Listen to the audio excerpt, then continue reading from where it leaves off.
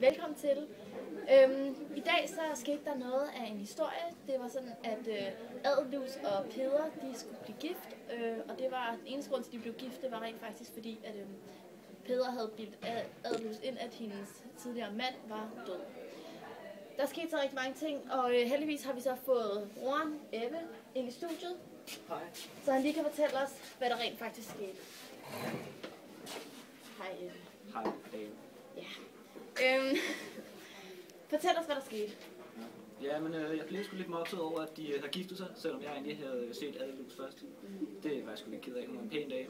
Men så fordi jeg blev sådan lidt mopset, så kunne jeg ikke helt styre min raseri, så jeg dræbte Adelus og min bror, fordi at de giftede sig, og jeg kunne. Så lemtede jeg også min far, fordi at han er en nederen fyr. Og min mor, som sagde, at jeg skulle være blevet til brylluppet, jo. Det kunne jeg sgu ikke så godt lide, så jeg huggede også hånden af hende. Fordi hun var en led sæk og en bitch. Okay. Ja, så ødelagde jeg også brylluppet, men det er jo bare lidt, der følger med. Ja. Så nu har du ødelagt deres bryllup, og Ja, de små bitches. ja.